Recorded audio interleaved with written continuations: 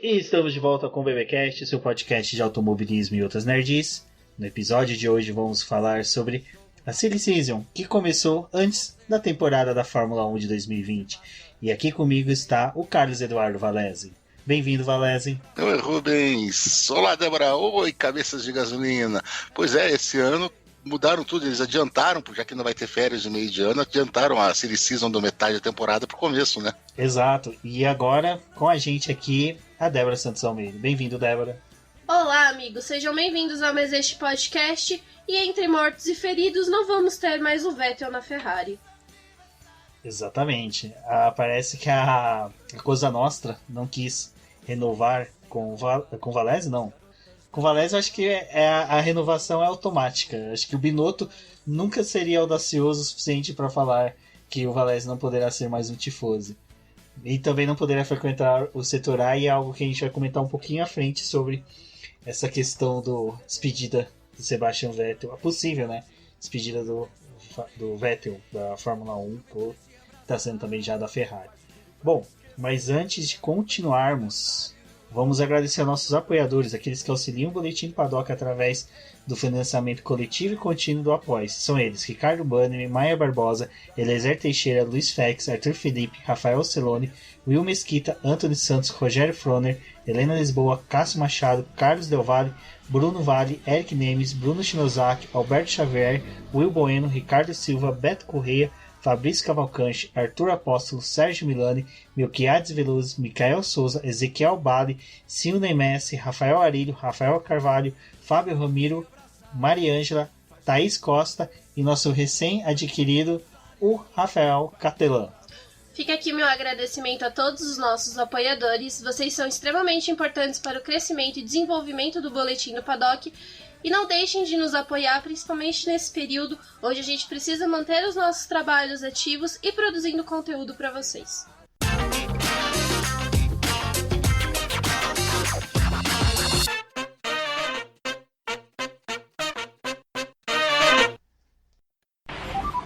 Bom, agora fiquem com o Will Mesquita do Papai Orange, que vai falar um pouco da visão dele aí dessas mudanças que nós tivemos após o fim do contrato, né? Não a renovação do contrato do Sebastian Vettel com a Ferrari.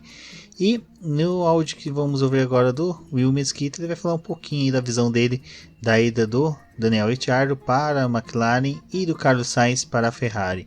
Fiquem com ele e logo após retornamos ao nosso programa normal com Carlos Eduardo Valese, Débora Santos Almeida e comigo, Rubens GP Neto. Fala Rubens, fala Débora, falando aqui diretamente de Sarneyland para variar.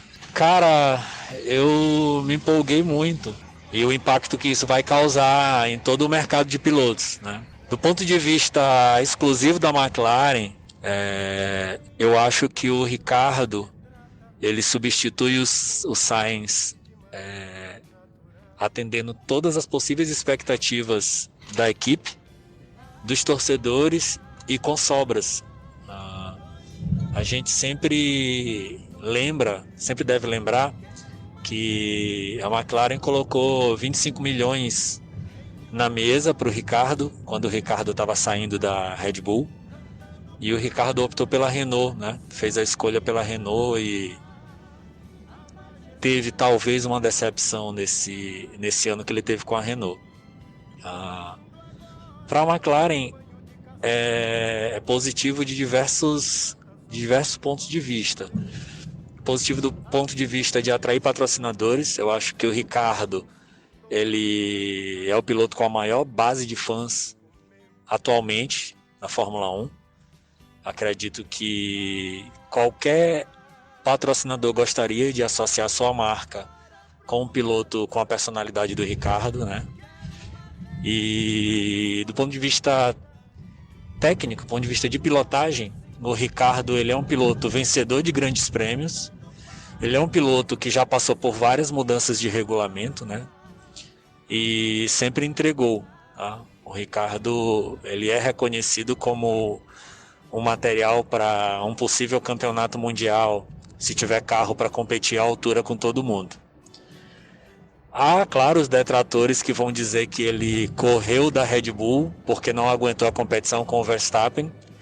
Eu já considero esse movimento que ele fez um movimento inteligente, de evitar qualquer tipo de atrito fora de uma disputa de campeonato mundial, né? E buscar novos ares, buscar alternativas, sempre é uma coisa que pode pagar dividendos na Fórmula 1 quando os movimentos são corretos. Entre Renault e McLaren, é claro que nesse ano de transição existe o risco da própria Renault estar acima da McLaren, voltar a ter um carro superior, a ter um conjunto superior, mas a aposta nos motores Mercedes e principalmente no teto orçamentário faz com que a escolha da McLaren seja uma escolha inteligente, né? A gente está aí perto de ter a concretização do regulamento de limitação de teto orçamentário, e nesse cenário de teto orçamentário as equipes médias elas ganham capacidade de competição, ainda que não ideal, do meu ponto de vista. Eu acho que o teto deveria ser menor, mas melhora muito a situação de competitividade entre a McLaren e a Mercedes, ou Ferrari, ou Red Bull, por exemplo. Então eu acho que está todo mundo satisfeito com tudo isso. Talvez não o Vettel, mas do ponto de vista de quem vai ficar na disputa da Fórmula 1, e aí eu já estou dizendo que o que eu acho é que o Vettel não fica para 2021, tá todo mundo satisfeito. Tanto a Ferrari com o Sainz, quanto a McLaren com o Ricciardo. E agora, falando um pouco sobre o Vettel, eu estou naquele grupo de torcedores que é chamado de detrator do Vettel. Eu fico curtindo com o Sebastian. Um abraço, Débora, me perdoa. Mas basicamente porque ele sempre pilotou para equipes rivais da McLaren, tá? Não tem nada contra a pilotagem dele do ponto de vista de questionar os títulos e achar que ele só foi campeão porque tinha um carro muito superior aos outros e etc. Eu acho que a carreira do Vettel merece todo respeito. Ele merece respeito porque ele nunca teve nenhuma atitude arrogante do ponto de vista de tratamento com os outros pilotos. Alguns momentos de destempero, né, em disputas ali, a gente lembra bem algumas delas, né, não vem ao caso agora. Mas principalmente eu acho que a carreira do Vettel, os resultados que ele teve na Fórmula 1 credenciam o cara a praticamente escolher para onde ele vai, tá? Ele teria vaga, talvez, na Fórmula 1, se ele quisesse, por exemplo, ir para a Renault, que eu não acredito. Eu acredito que essa vaga estaria aberta para ele. Mas eu espero muito, cara, ver o Vettel, como eu falei mais cedo no Twitter, guiando em Le Mans, né? Esse regulamento novo dos hipercarros. Eu ficaria muito feliz de ver o Vettel guiando para uma Porsche ou guiando para Aston Martin, né? Se realmente esse regulamento for para frente e essa galera disputar Le Mans, eu gostaria muito de ver o Vettel, né, nesse cenário aí disputando Le Mans. Seria muito legal pra gente. Muito obrigado, Will Mesquita, que participou aqui do BBcast. O Will Mesquita, para quem não sabe, ele é um dos sobreviventes ao Covid-19.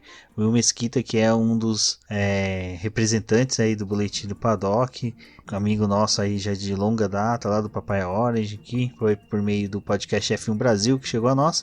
Fica essa informação aí para vocês, pessoal, que o Will Mesquita é um sobrevivente ao Covid-19.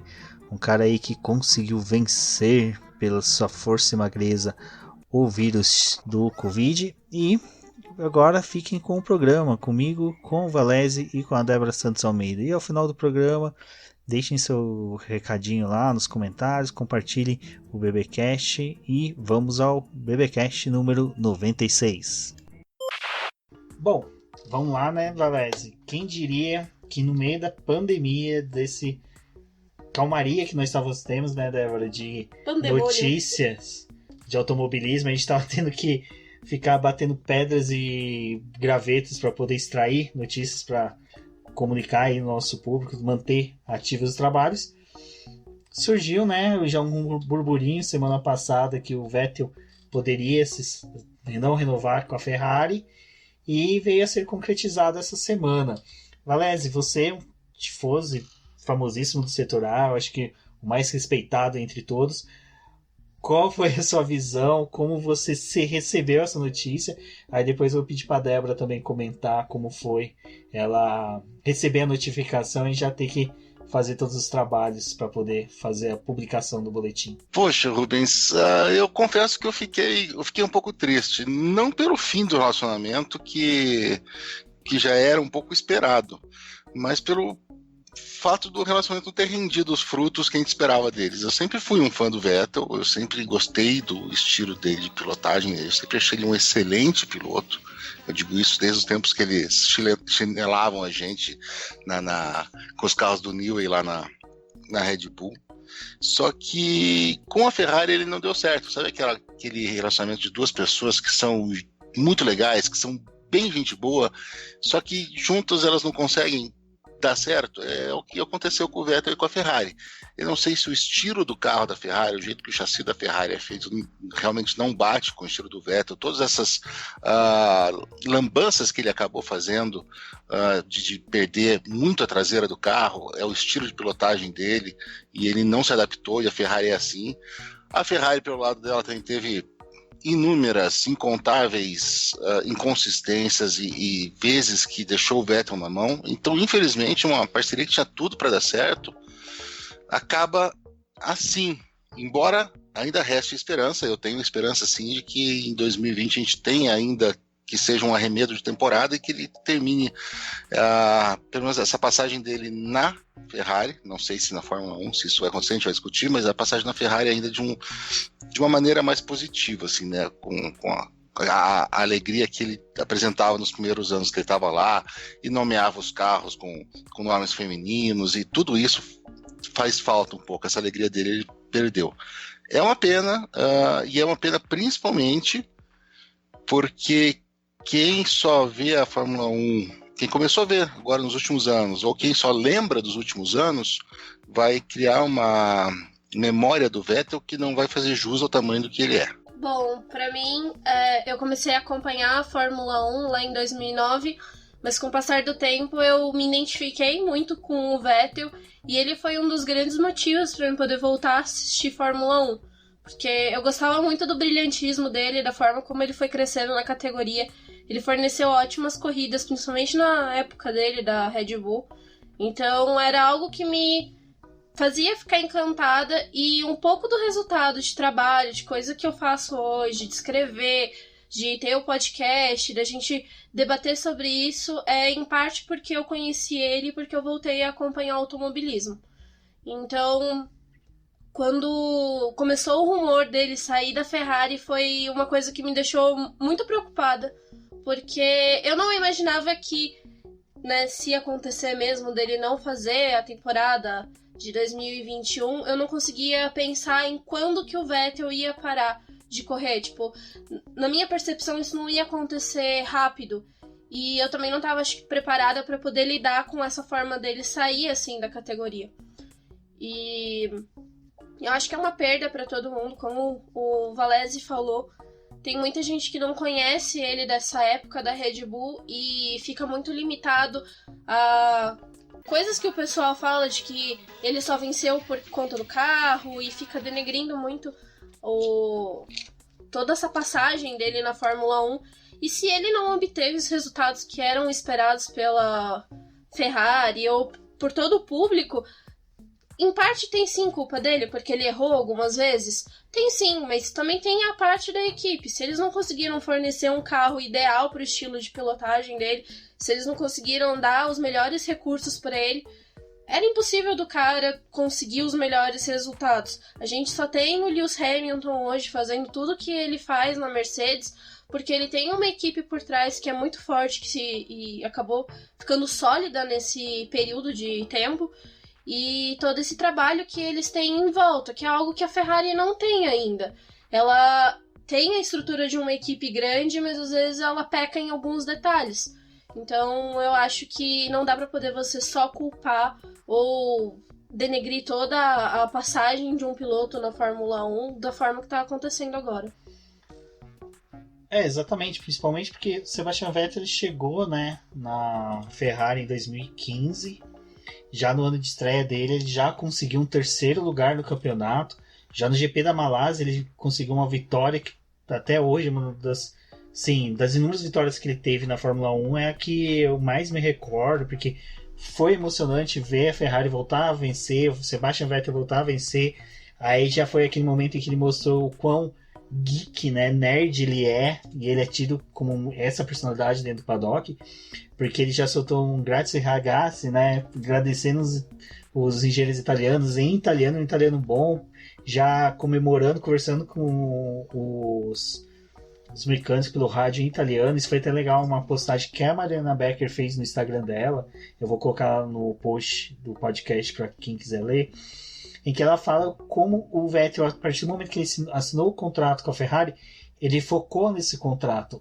Ele, em menos de um ano, aprendeu a falar italiano perfeitamente. Ele chegava no paddock da Fórmula 1, cumprimentava todos os mecânicos, todo mundo que era da Ferrari, pelo primeiro nome, uma coisa que é comum dos latinos, né? Nós temos essa tradição, o pessoal que é alemão, inglês, já não tem tanto isso, o italiano ainda possui bastante isso, então ele cumprimentava todos os mecânicos, chamava todo por nome, uma coisa que era muito semelhante, né? Ele emulava muito uma coisa que o Michael Schumacher fazia, e ele nunca negou que ele era grande fã do Michael Schumacher. Ele falava, né, que ele gostava dos 3 Michaels, né? Então o Schumacher tinha também isso, o Vettel emulou muito bem, e como eu falei, ele chegou com o 3º lugar num campeonato em que você já tinha Hamilton e Rosberg numa Mercedes que dominava totalmente a Fórmula 1. Então o 3º lugar tecnicamente era o primeiro lugar dos terráqueos, dos mortais, né? Porque não tinha como você bater de frente com uma Mercedes, é impossível. Só se você entrasse com um caminhão na pista para você bater de frente. De resto era impossível bater com os carros. E no segundo ano ele conseguiu um 4º lugar em 2016, né? Já foi um campeonato um pouco atípico, que até o próprio Hamilton perdeu o título para o Rosberg. Então a gente já tem essa situação. Mas em 2017, 2018 ele foi vice-campeão. Ou seja, ele conseguiu colocar o carro dele entre as 2 Mercedes. Já é um mérito imenso, né? E a gente ali já tinha em 2017, 2018 o Verstappen brilhando na Fórmula 1 de uma forma assim incontestável, o brilhantismo dele. Tinha o Daniel Ricciardo também, que já disputavam vitórias. E é difícil a gente esquecer nesse período que também teve a Red Bull ali tentando tirar ponto tanto da Ferrari quanto Tirava da Mercedes. mais da Ferrari, né, Valézia, nessa questão. Sim, era uma disputa direta entre eles, né? Entre Red Bull e Ferrari nessa época, como você falou. A Mercedes estava um passo largo à frente. O Mattia Binotto, ele fez questão de dizer na nota que soltou sobre o final do contrato com o Vettel, que o Vettel tem 14 vitórias pela escuderia e é o 3º piloto que mais venceu pela Ferrari. Isso não é pouca coisa. O piloto ser o 3º que mais venceu pela equipe que está desde o primeiro grande prêmio ininterruptamente disputando a Fórmula 1. Ele disputou pela Ferrari 5 anos, nem todo ano teve 20 corridas, mas vamos dizer assim que ele disputou 90 e poucas coisas. Ele ganhou uma a cada 6 corridas com a Ferrari. Ele venceu, disputando contra as Mercedes. Ou seja, não é um cara que é de se matar com a unha. Não é um pilotinho qualquer. Tem 2, 3 caras que têm o mesmo número ou mais títulos que ele na história da Fórmula 1 só. Exato. E uma coisa que eu falo muito é que teve pilotos que tiveram o mesmo carro e não conseguiram números tão expressivos que nem ele. A gente pode ver no próprio período dele lá na Red Bull, onde se o pessoal gosta muito de falar que, poxa, ele só venceu por conta do carro, mas Mark Webber tinha o mesmo carro que ele e não entregou as mesmas coisas. E hoje a gente tem o Bottas com o mesmo carro que o Hamilton e também não consegue entregar a mesma quantidade de coisas que o Hamilton faz. E foi legal uma coisa que o Valézio falou da questão do carro, né? A Ferrari, ela criou uma filosofia nos 2 últimos carros, que era dele ter a traseira um pouco mais solta, que é uma coisa que o Vettel nunca gostou. Ele é um piloto que gosta do carro da traseira sentada, né? Entanto que quem se recorda, na época do Adrian Newey, ele teve difusor soprado, ele teve todo um trabalho aerodinâmico que fazia com que o carro da Red Bull tivesse a traseira presa no chão. Ela é totalmente presa. E até hoje a gente vê que até aquele hack, né, que se discute tanto, que a Red Bull usa, é um formato de se manter a traseira bem mais presa para poder auxiliar o carro nas manobras. Então a própria Ferrari fez uma filosofia de carros diferente daquilo que o Vettel gosta. Possivelmente no último ano casou mais com Leclerc. E para a gente finalizar essa discussão sobre o Vettel, eu acho que é interessante, né, Valézia? É lógico, a gente não tá aqui para defender ele, porque é um cara que os números dele defende por ele mesmo, é o escudo dele. Mas é para mostrar que realmente é uma lástima a saída dele dessa forma, né? Porque este ano a gente pode ser que nem tenha... Deixa eu só passar a moto. Pode ser que nem tenhamos público, né? Nas corridas. Então você imagina uma possível despedida de um tetracampeão sem a torcida próxima dele. Exatamente, perder, você falou, é uma lástima, não só por ser o Vettel, que é um cara legal e é um bom piloto, mas a Fórmula 1, que está completando 70 anos, está perdendo um tetracampeão. Alguém que ganhou mais que 5% dos títulos que já tiveram até hoje. Perder um tetracampeão, ver um tetracampeão sair do grid, sair das nossas vidas, vamos dizer assim, dos nossos domingos, é triste, é sempre triste. E se ele realmente sair sem público, sem uma despedida apropriada, o que existe esse risco, né, e não é desprezível, para mim, só resta esperar que ele realmente tenha corridas muito boas em 2020, que ele faça o melhor que ele conseguir com o carro, com a cabeça dele, do jeito que ele tiver, e que ele saia feliz com o desempenho dele. É isso que eu espero. E é engraçado, né? A gente fala de despedida de um piloto de 33 anos. E é mais novo que o Hamilton, que tem uma perspectiva ainda de futuro, futuro muito longo na Fórmula 1. Eu acho que o triste é você saber que se tiver corrida, o público não vai conseguir se despedir dele. E isso é triste porque foi uma coisa que eu até coloquei no texto de hoje. O mesmo vale pro Raikkonen, a gente não sabe a situação que vai ser. E o Raikkonen é um dos pilotos que o pessoal lembra muito, que apesar da forma dele, né, de ser todo fechado e, enfim, o pessoal curte muito ele. E ainda assim, a gente pode também ter uma despedida do Raikkonen, que as pessoas não vão poder estar ali na pista e aclamar ele mais uma vez. E acho que a dor vale para os dois. Mas o Kimi daí, a gente vai sofrer mais do que ele. Ele não vai ligar muito que não tem gente gritando o nome dele lá na frente, não. Não é o Kimi.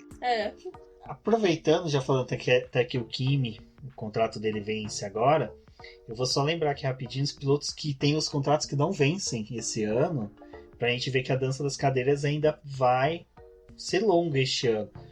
Na Williams, os dois pilotos não vencem o contrato esse ano, é 2021. Na Racing Point, que vai se tornar Aston Martin, o Pérez tem contrato até 2022 e o Stroll, que é a maior surpresa de todas. Não sei se o Valese viu uma imagem que a Fórmula 1 publicou, em que ele não está confirmado na equipe do pai dele. Nenhum ano ele está confirmado. O contrato dele é por mesada. Exatamente, que o pai dele tem que saber as notas que ele está tirando na escola para saber se ele pode correr domingo ou não, né? Nossa, esse piada deve ser um desastre na casa dele. Deve ter uma checklist na geladeira que a mãe dele fala se vai renovar ou não o contrato. Arrumou a cama? 1 ponto. Isso daí é a superlicença do Stroll. Exato. E superlicença também vai ser um tema que nós vamos falar daqui a pouco. Na Renault, o Ocon, coitado, voltou, vai ter praticamente um ano quase perdido aí. 2021 vence o contrato dele. Verstappen, 2023, o Albon termina esse ano o contrato dele, então aí se especula, né, o Vettel possivelmente voltar para casa dele. Eu sinceramente gostaria, eu acho que seria bacana. Mas com o Max lá não rola. Não vai rolar. Não vai. Não vai dar. Christian Horner já sabe que não consegue domar 2 leões ao mesmo tempo. Ferrari agora com Sainz 2022, Leclerc 2024. E a Mercedes que não confirma nada, né? Hamilton e Bottas. E Toto Wolff, né? Os 3. Não, e nem a Mercedes nós sabemos se vai continuar. Né? A Mercedes não confirma nem a permanência dela.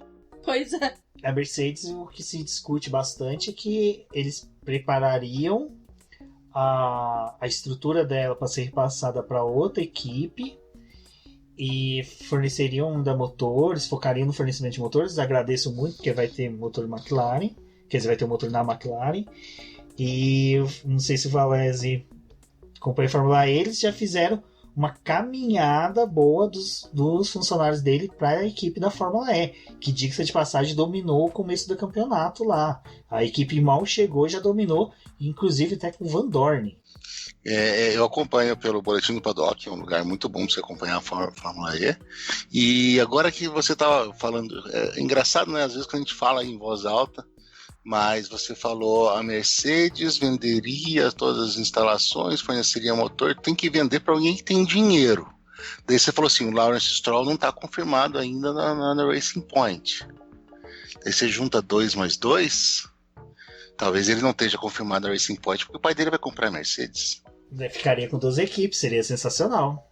E daí ele vai correr na Mercedes, junto com o Bottas. Aí ele vai manter o Bottas, porque o Lando Norris, que é um nome cotadíssimo, até mais do que o Ocon, o pessoal foca muito que o Ocon tem chance, mas hoje o Lando Norris é piloto Mercedes, ele não é mais McLaren. Ele mudou, ele virou a casaca, o garotinho.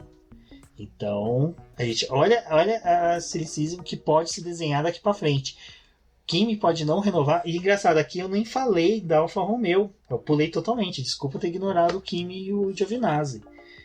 Perdão, Débora, mas Giovinazzi também não está confirmado. Apesar que o Giovinazzi é o que eu comentei, não sei se vocês têm a mesma visão que eu. Que por ele ter essa experiência na equipe, é uma equipe que vai precisar de um piloto experiente, porque provavelmente eu acredito que o Kimi não volta ano que vem. O recorde do Barrichello está preservado, de maior número de GPs.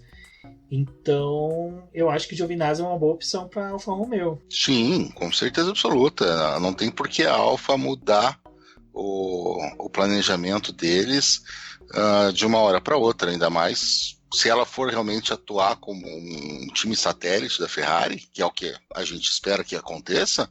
Não tem por que tirar um piloto que já sabe o que está fazendo ali e que é jovem e que mesmo que não seja um postulante a pegar um assento no time principal, pelo menos não a curto prazo, pelo que a gente está vendo agora, é alguém que não é de se jogar fora, ainda mais se for colocar alguém da academia.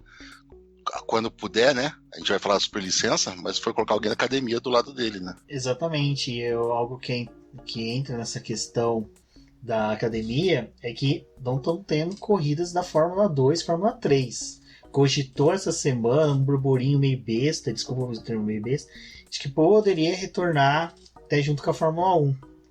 Mas quase nenhum piloto, né, tem a super licença para assumir o cockpit. Quase nenhum não. Tem muitos pilotos. Mas a gente fala em pilotos que estejam na linha mais próximo, né? Não, mais próximo. Pilotos que estão ali realmente no dia a dia brigando por uma vaga. A gente sabe que são pilotos que estão dentro da academia de pilotos da Ferrari, eu vou falar o nome de algum deles, que realmente possuem chances de assumir um dia uma vaga em uma das equipes da Ferrari, que é o Colin Lott, que é britânico, o Julian Alesi, filho do Jean Alesi, seria bacana, quem sabe um dia conseguir mais de uma vitória do que o pai dele conseguiu. Tem o texto no BBcast do Boletim do Paddock 365 que o Valese fez da vitória, né? O Valese do Alesi.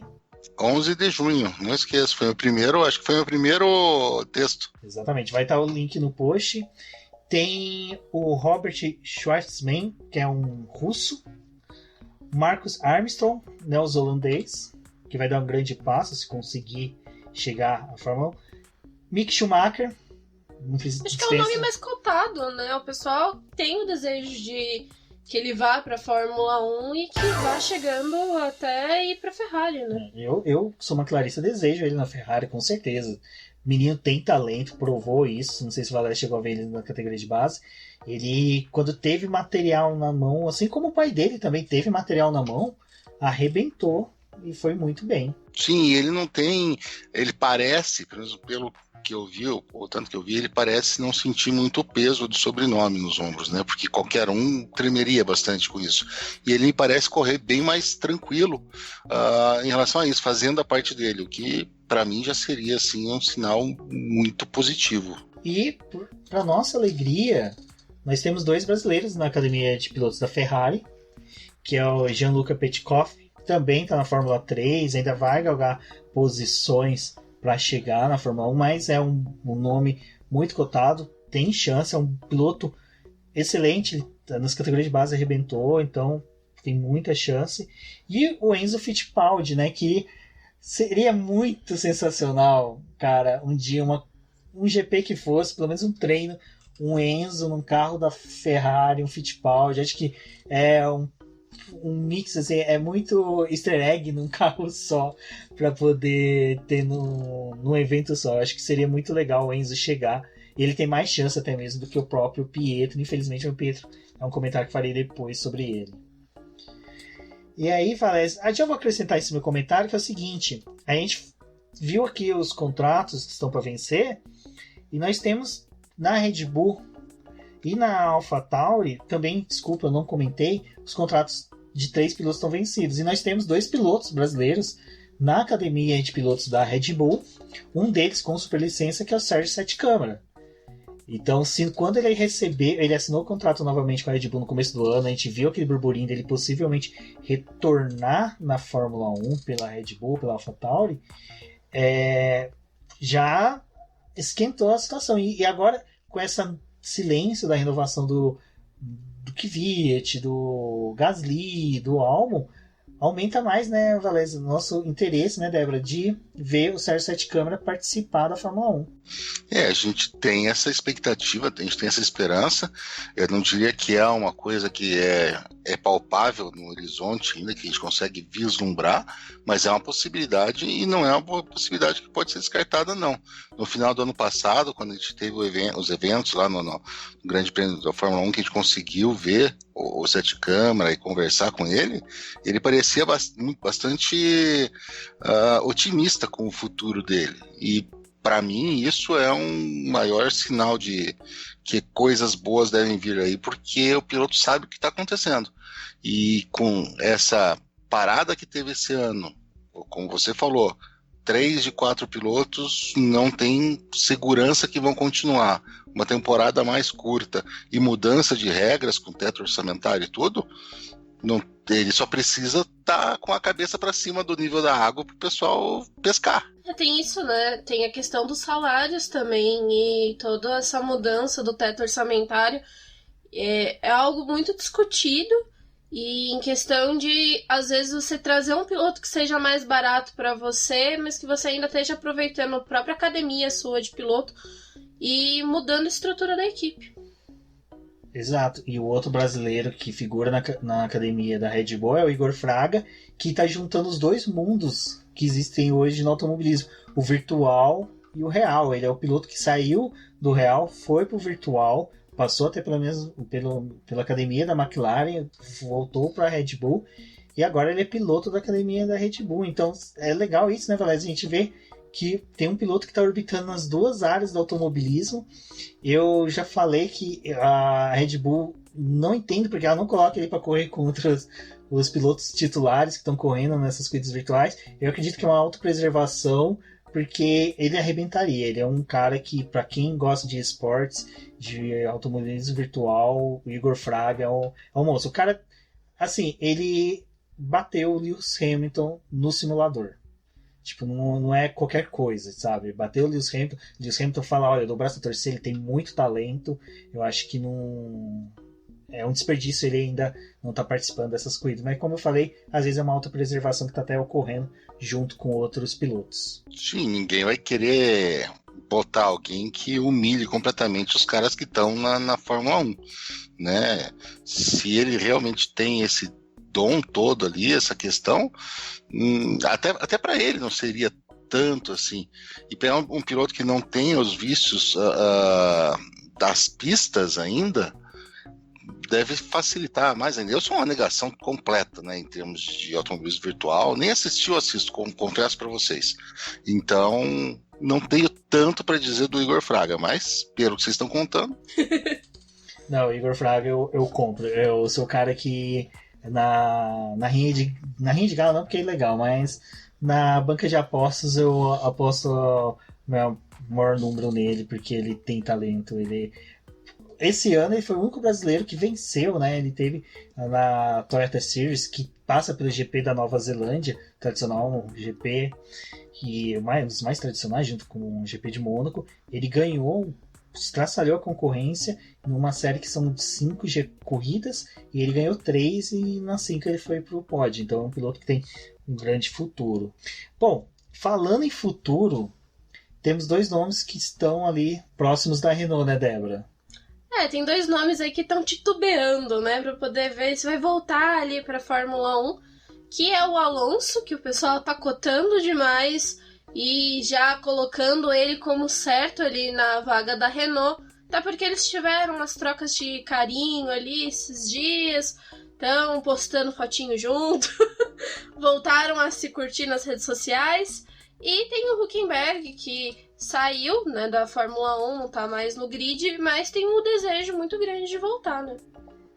Exato. E Valese, você é um cara que, acho que, como a gente acabou de falar, até um grande público nosso, é uma galera que acompanhou mais a Fórmula 1 recente, vamos pôr dos 10 últimos anos, mas os títulos do Alonso estão fora dessa área, né? 2005, 2006 foi quando a gente viu ele brilhar, até 2007 na McLaren. Na Ferrari teve os momentos dele, mas foi aqueles momentos mais conturbados que marcou a passagem dele. Como você vê essa possível retorno do espanhol aí para Renault, esse possível retorno dele para a Fórmula 1? A gente acabou de falar do Vettel, que talvez ele saia de uma maneira assim que não condiz ao que ele era. Foi exatamente o que aconteceu com o Alonso. Foram alguns anos de Ferrari, que ele não se acertou, que o carro não estava bom, que não sei o que, e ele saiu. E talvez isso explique essa gana e essa sede que ele tem tanto de voltar. Não é uma coisa fácil, né? Ficar 1 ano fora, 2, o Kimi ficou 1 ano fora, voltou guiando, claro, ainda muito bem, mas não dá para dizer que é o que ele guiava. O Kubica, a gente viu, tem o problema físico também, não foi só o fato de ficar fora. O Schumacher. Então, sempre, esses retornos, eles são sempre complicados. Poucas pessoas tiveram um retorno e se deram bem, né? Eu diria que o Niki Lauda fez isso. Mas o Alonso quer muito. E a Renault é uma casa dele. Resta saber se eles vão ter dinheiro para piloto, porque eles gastaram tudo com o piloto, não ficaram sem dinheiro para o motor e agora eles perderam o piloto. Então, vocês vão ter dinheiro para o Alonso, né? E o pior é que nem fizeram motor, né? Esse que foi o pior. E não fizeram o motor e perderam o piloto. Perderam o motor, perderam o piloto, perderam até o pendrive que eles esqueceram lá em Barcelona nos testes. E tem o Hülkenberg que, assim, eu vou ser sincero, eu fiquei triste pela saída dele, eu acho que excluindo o Hülkenberg pessoal, mas como piloto eu gostava dele, eu achava ele até um piloto simpático em pista, vamos pôr dessa forma, mas eu acho que a volta dele é assim, eu já vejo outros nomes também que estão no grid, que estão ocupando espaço, tipo Grosjean, Magnussen, que são pilotos que estão ali, sabe, não justifica. Cumprindo tabela. Cumprindo tabela e pagando a tabela, né? É isso que os dois estão fazendo lá. Então eu também sou um cara que Hülkenberg e Alonso também não gostaria. Eu acho que o Alonso está fazendo muito mais em outras categorias do que voltar para a Fórmula 1.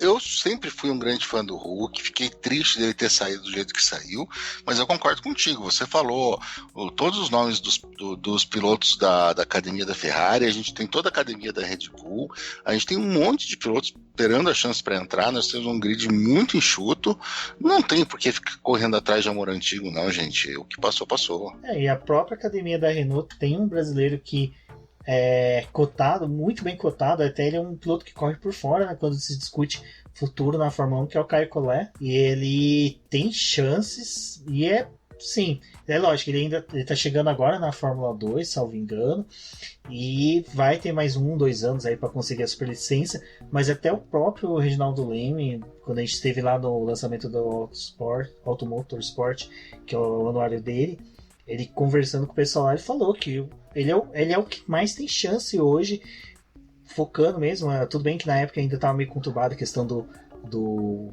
Sérgio Sete Câmara, do Igor Fraga, que veio se concretizar mais depois, mas só que até aquele momento o Caio Collet era o nome mais cotado.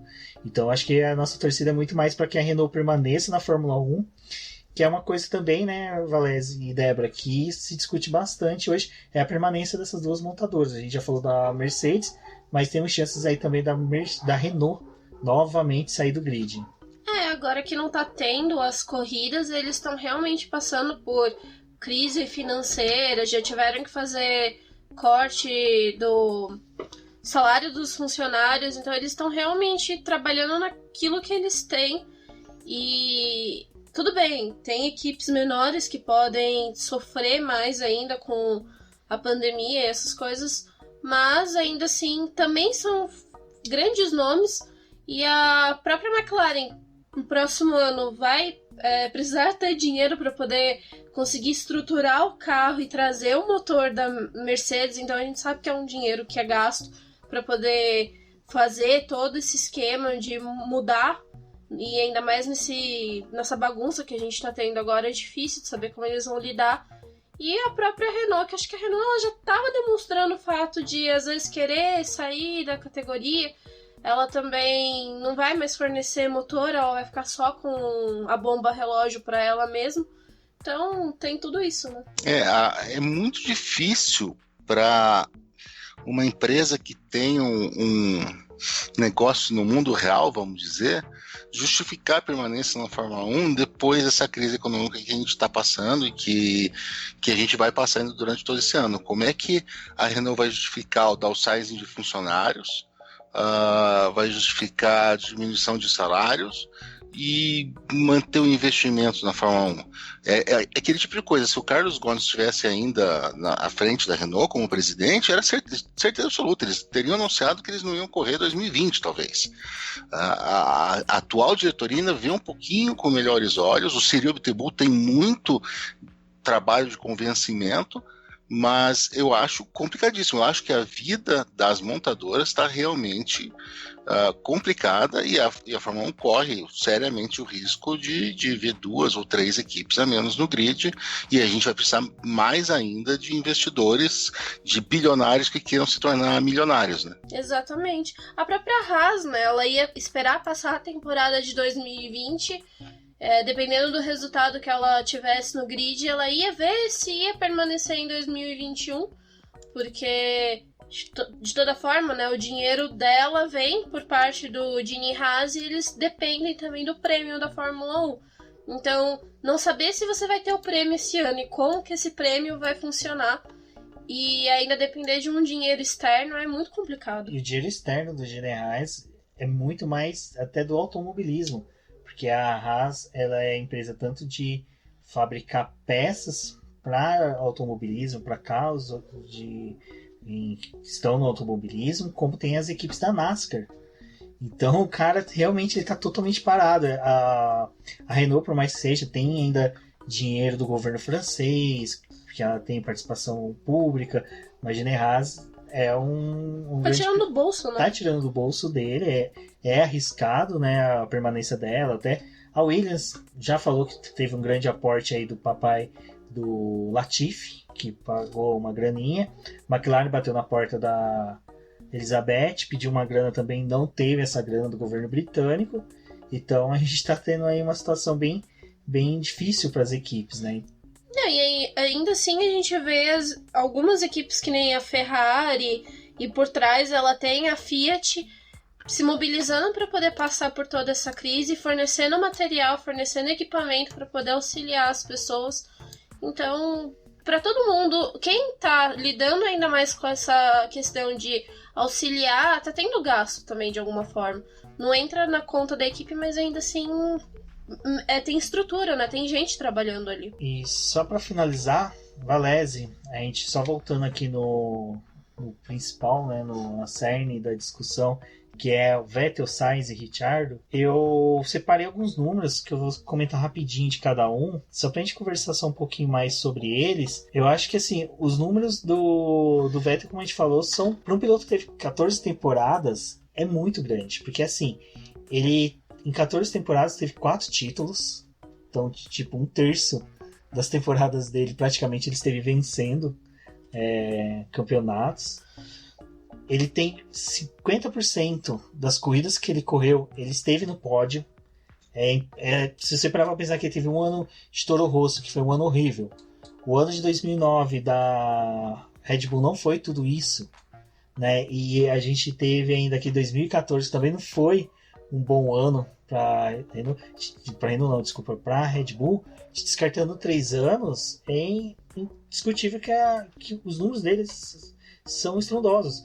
E outro número que eu vou trazer dele, para a gente poder voltar a falar sobre só um pouquinho sobre essas questões de números, como representa o piloto, ele tem uma média de pontuação por temporada de 229 pontos. Essa média de pontuação dele é a média que um piloto precisa dentro de um campeonato competitivo, que foi os que ele teve nos 4 títulos dele, para conseguir o título. Então, ou seja, na média, ele conseguiu alcançar os títulos. Isso eu acho que são 229 pontos por temporada. E eu tava vendo, são números que outros pilotos não têm. Voltando ao Vettel, eu acho que de tudo que a gente conversou hoje é uma lástima e é uma grandeza que a gente não vai mais poder ver. Possivelmente, eu acredito que não vai permanecer na Ferrari. Quer dizer, na Fórmula 1, desculpa. E é uma pena, né? Eu não sabia dos números dessa média de pontos, e ela é totalmente impressionante. 229 pontos são mais de 11 vitórias por temporada. É mais de meia temporada ganhando, vamos dizer assim. Isso é incrível, simplesmente incrível. Não sei se nós já vamos emendar nos outros 2 pilotos, o Ricardo e o Sainz, mas se você for me perguntar, qual dos 2 eu gosto mais, qual dos 2 eu queria na minha equipe do coração, eu vou te dizer que eu queria o Ricardo. E eu fiz esse exercício mental até. Será que eu sou realmente um fã do Ricardo que não vê o mérito no Sainz? Mas eu fiz o seguinte exercício mental, e eu proponho que vocês façam também.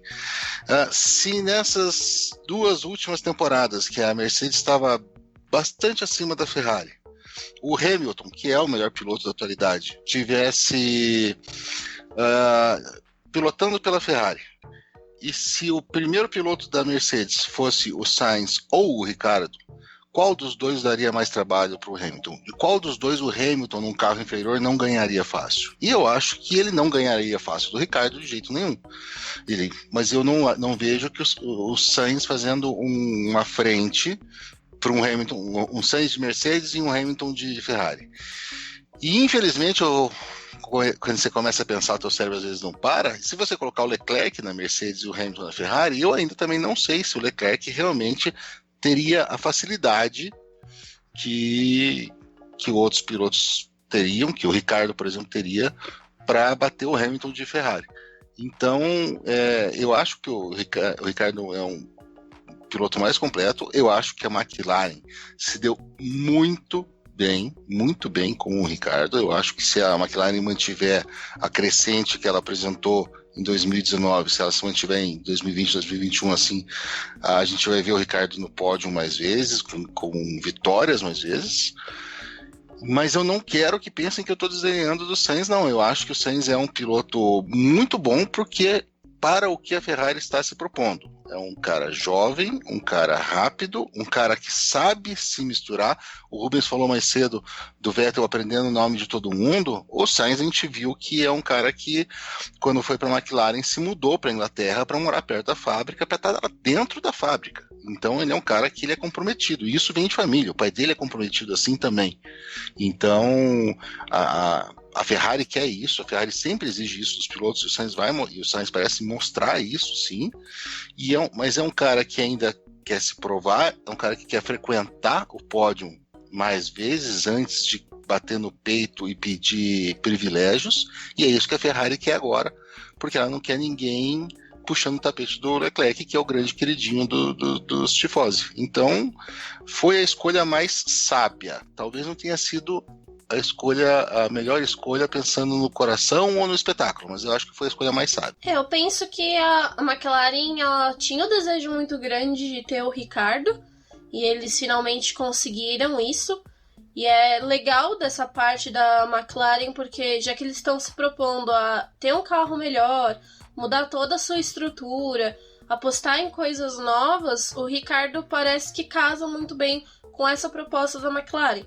Mas ele também seria um bom piloto para a Ferrari nesse quesito de já ter alguns números bons, como em vitória, pole, tá ali sendo um piloto que sempre teve vontade de vencer e tem o fator de que ele quer conquistar um título, mas eu acho que para poder tentar proteger um pouco o Leclerc e evitar os atritos de ter dois bons pilotos talvez ali para eles lidarem, já que esse ano, né, 2019, a gente viu que isso não deu muito certo, o Sainz pode ser essa aposta mesmo, pelo lado que o Valese falou, já que ele não vai provavelmente ficar dando soco em ponta de faca, ele vai tentar se provar da forma de conseguir ponto, ter as vitórias, tá ali pau a pau, para poder fazer a estrutura necessária para poder tirar ponto da Mercedes, se a Mercedes tiver mais um ano brilhante como eles estão tendo, e conciliar esses dois. Uma coisa que eu sempre falo para quando chega alguém, estagiário novo, alguém que até me pergunta questões de, como eu devo me importar numa empresa nova, tanto assim, eu sempre falo, cuidado com o que se fala. O Ricciardo, quando ele atingiu a idade que o Vettel já estava com 4 títulos, ele deu uma entrevista que ele falou, hoje o Vettel, na minha idade, já estava com 4 títulos, eu estou começando a ganhar. Então ele já começou a se cobrar em busca do título. E ele está no auge da idade de um piloto de Fórmula 1 que é 30 anos. Ele mesmo já falou isso. E o Ricciardo, ele já bateu de frente com o tetracampeão em 2014 e passou por cima do Vettel. Em 2014 ele foi muito melhor do que o Vettel na Red Bull. Ele seria, sim, uma pedra no calcanhar do Leclerc, porque o Leclerc provavelmente já deve ter feito toda a politicagem ali para conseguir, né, ter um piloto que não batesse de frente com ele, que aceitasse um pouquinho mais os comandos da equipe, para que ele não precisasse ficar fazendo aquelas pedidos via rádio para que o piloto ceda a exposição. E é o que vocês falaram, o Sainz, ele é um piloto que ele ainda está crescendo. O Valese falou do pai dele, o pai dele conquistou esse ano o Dakar, já com, salvo engano, 57 anos, 52, alguma coisa assim. E ele conquistou de uma forma uniforme, não é? Ele não vencia assim de forma estrondosa contra os adversários dele, que um deles era o Fernando Alonso. Não, era meticulosamente ele fazia o que era necessário para vencer e ponto. E é um cara que está até hoje nativo. Então o Sainz ele tem essa perspectiva de longevidade no automobilismo, que é algo que ele sabe que ele com 25 anos chegando na Ferrari. O Leclerc pode ser que não continue na Ferrari, mas ele já vai ter chance de mostrar o que ele pode fazer para as outras equipes, para uma possível Mercedes que venha ficar, uma McLaren com certeza vai permanecer de portas abertas para ele, porque, desculpa, eu nunca vi um piloto sair de uma equipe e ter tanto mecânicos, porque eu sigo os mecânicos, engenheiros, faxineiros, não sei, eu vejo o cara trabalhando na McLaren, eu sigo eles mandando mensagem de agradecimento por tudo que o Carlos Sainz fez em uma temporada. Eu não vi nenhum piloto acontecer isso. Então, isso que o Sainz mostra, dele ter essa questão dele ser um pouco mais contido, favoreceu a ida dele para Ferrari. Então é isso que eu falo. Às vezes o que você expressa em redes sociais, o que você fala, reflete numa possível contratação, numa promoção. Não que o Ricciardo, a escolha dele foi errada, a escolha dele foi boa. A McLaren vem de motor Mercedes, ele vai ter um motor que dominou a categoria todo esse tempo, e a McLaren e a Mercedes já foram campeãs juntas. Os 2 títulos do Mika Häkkinen, que foi sobre a Ferrari, do Michael Schumacher, que já era aquela tempestade perfeita, já estava no início, né, da tempestade, já estava no chuvisco da tempestade perfeita. foi com uma parceria. O Hamilton venceu com o motor Mercedes na McLaren, então o Ricardo foi certeiro, mas só que naquelas condições, naquele cenário que o Valério colocou, eu acho que o Ricardo em qualquer equipe ali de ponta, contra os pilotos que ele viesse a disputar, ele conseguiria sobressair. Contra um Vettel junto na McLaren, ele conseguiria, quer dizer, numa Mercedes, ele conseguiria sobressair. Até na Mercedes contra o Hamilton, eu acho que psicologicamente o Ricardo conseguiria se manter forte contra o Lewis Hamilton. O Lewis Hamilton, o pessoal fala que ele é muito good vibe, mas só que ele tem um trabalho psicológico muito bom dentro da equipe. Então eu acho que dentro daquele cenário que você falou, Valério, o Ricardo conseguiria sobressair, e eu acho que o Hamilton é um cara que com qualquer material ali ele conseguiria também. Então eu acho que dá para ter umas disputas bem legais aí pelo que a gente tem pela frente. Eu tô esperando muito isso. Eu realmente tô esperando. Pelo que a gente viu na pré-temporada, eu não sei se a pré-temporada tá valendo tanto ainda para esse ano, com todas essas situações todas, desenvolvimento dos carros está parado, eles não tiveram mais testes, mas é o que a gente tem ainda palpável para formar uma base do que pensar. Então ainda parece que a Mercedes está muito melhor, mas supondo-se que a Mercedes fique um pouquinho mais junto com o resto do grupo, a gente vendo para o ano que vem, com as mudanças, uma Mercedes mais parelha com Hamilton, uma Ferrari com Sainz e Leclerc, o Leclerc com muita vontade, uma McLaren com Ricardo e uma Red Bull com Verstappen, a gente não pode deixar de falar. Gente, esse é um prenúncio de talvez uma temporada de 2021 épica. Talvez 2020 precise ser assim, xoxa, pequena, sem público, para que em 2021 a gente veja talvez a melhor temporada das nossas vidas. Uma coisa, pode falar. Não, eu acho que vai ser uma temporada brilhante. A gente tem jovens talentos ali tentando se firmar ainda mais na categoria, querendo mostrar tudo que eles têm. E isso sim já é o começo de uma temporada muito legal. Uma coisa que foi legal que o Valese trouxe, achei sensacional, até já agradeço, que ele falou que a pré-temporada não deu essa ideia. O que foi legal de acompanhar a pré-temporada, e a Débora acompanhou bem mais do que eu, ela assistiu todos os treinos full time, coitada, ficava com as pálpebras até com logo da Fórmula 1, e os relatos que ela me dizia era uma coisa que, como tinha entrevista dos pilotos, conversa dos pilotos, era que as equipes estavam felizes, e até isso, pra ninguém me questionar, Drive to Survivor, o Zac Brown fala no final que eles estavam amando 2020 porque era o último ano que eles iam ter cofres abertos para eles, então eles podiam extravasar do desenvolvimento do carro, fazer o carro mais caro de todos os tempos. E esses carros que são 2020, que vai correr 2021, são carros caríssimos no desenvolvimento. A reposição de peças deles são caríssimas. Então você imagina 2021 com orçamento baixo, você ter carros caros na pista. Então o ajuste fino dos pilotos vai contar muito. Pilotos que nem o Ricardo, que faz ultrapassagem brincando, parece que é um pão na chapa com manteiga fazendo ultrapassagem. O cara consegue fazer uma coisa linda. Imagina ele numa questão dessas disputas de posição que outros pilotos vão ter que pensar às vezes em disputar, porque vai estar com o orçamento cortado. Não tem como ficar substituindo peça, né? Exato. Então, eu acho assim, como o Valência falou, vai ser uma temporada épica, porque a gente vai ver pilotos que estavam acostumados a abrir o cofre, fazer aquela imagem do Leonardo DiCaprio de bater a mão e jogar dinheiro para todo mundo, e não, e ter que se curar, meio parecido com o que a gente vê na Stock Car, das equipes, mesmo as ricas, né? Ter que segurar os gastos, limpar a peça para renovar. Então, olha, 2021 vai ser muito legal.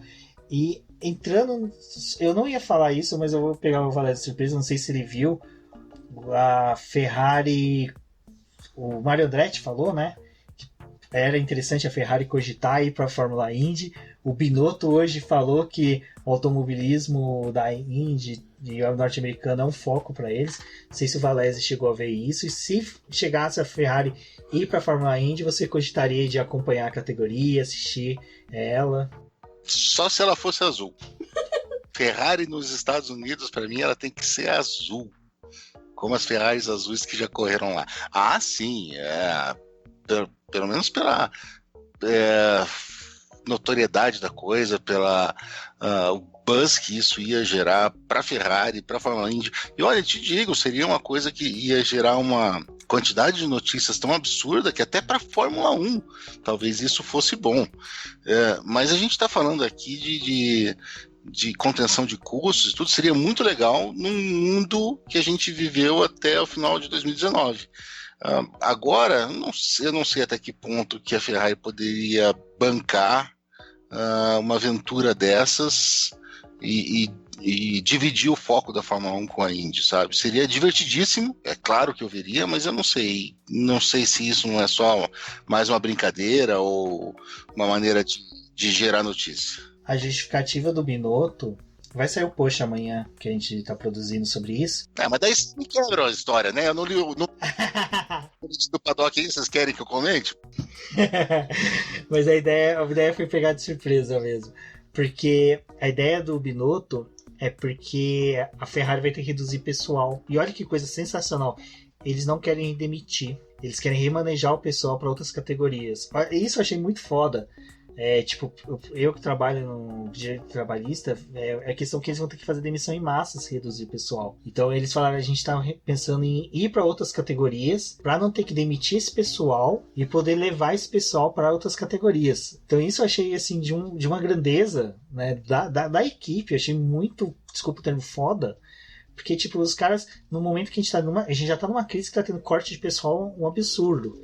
Muitos empresários justificando crise para demitir. E os caras não, os caras estão procurando justamente colocar a Ferrari dentro da Indy ou de outra categoria justamente para segurar demissão de pessoal. Não, eles estão subindo aqui a hashtag Ferrari na estoque e Ferrari nos carteiros. Olha, vamos lá. Ferrari na estoque seria bacana. Seria bem legal, porque às vezes falta uma macarronada ali pra gente durante a cobertura. Mais alguma coisa? Vocês querem dar suas razões finais? Valese daqui a pouco vai se reapresentar novamente aqui. Débora? Não, então vai, Débora. Não, pode ir. Pode ir, Valese. Eu tenho muito a que agradecer vocês de novo. Vocês são meus chefes queridos, meus editores, e toda vez que eu tenho a oportunidade de gravar com vocês é uma alegria enorme. A Fórmula 1 essa semana ela realmente teve essa reviravolta completa, foi e está sendo divertidíssimo de acompanhar, e é o que a gente tem, né? O que a gente tem agora é ver essas mudanças e imaginar cenários possíveis. E eu peço que todo mundo ouça, comente o que acha que vai acontecer, porque eu não quero passar essas vergonhas sozinho, e guardem o episódio, não apaguem, pra gente ouvir em junho de 2021 as besteiras que a gente falou aqui. Vocês querem ver um adendo? O Valese no pré-temporada lá no Roda com Roda, acho que foi um dos primeiros que eu gravei com ele em 2014, não. Não, o que eu ouvi dele foi em 2014, foi quando eu realmente comecei a ouvir piamente ali. Ele falou, não, minto, desculpa, eu já estava gravando com ele, era a gravação sobre o início da temporada em que o Kvyat e o Ricciardo ia começar na Fórmula 1, quer dizer, o Ricciardo já tá, mas o Kvyat ia começar, e ele falou, eu não sei quem dos dois, mas um dos dois vai ser campeão mundial. Ou seja, a sua ficha ainda continua alta com o Ricardo. Eu ainda, é por isso que eu torço tanto pra ele. É por isso que eu torço tanto pra ele. Mas peraí, se eu me lembro bem, eu falei assim, um desses dois ainda vai ser campeão de Fórmula 1 e o outro vai casar com a filha do Piquet. Não foi isso que eu falei? Foi isso daí. Não? Foi isso que eu falei. Né? Pode falar dela. É que a Débora tá emocionada. Não, vai. Bom, eu queria agradecer o Valese por estar aqui mais uma vez com a gente. É muito divertido gravar com ele. Também é uma pessoa que, poxa, tem tanta história, tem tanta riqueza em análise, em várias coisas. Eu até às vezes fico um pouco assim, quando ele fala que ele leu algum texto, que ele comenta alguma coisa, que eu falo, nossa, esse cara tem tanta experiência, sabe, de tanta coisa, que é difícil de você, às vezes, tentar passar e mensurar algumas coisas que acontecem na Fórmula 1, até porque tem pouco tempo que eu assisto e eu não sou a maior conhecedora de todas as coisas, mas eu tento passar a minha melhor percepção do esporte para quem escuta e para quem lê lá no Boletim do Paddock. Exatamente, eu também agradeço ao Valese. Não se esqueçam de ouvir, compartilhar, marquem a gente nas redes sociais. Não se esqueçam que o Valese também está lá no Auto Radio Podcast, junto com o nosso Ricardo Bannerman, né, Valese? Hoje saiu episódio do AC/DC, vamos linkar aqui no post para vocês poderem ouvir. E, mais uma vez, agradeço a todos. As redes sociais da Débora, do Valese, as minhas estão no post também dessa edição. Como eu disse, muito obrigado, Valese, mais uma vez. Eu sou o BGP Neto, um forte abraço e até a próxima. Até, turma. Eu sou a Débora Almeida, no Twitter como The Flowers. Acompanhem os nossos projetos e até a próxima. Isso é tudo bem, pessoal.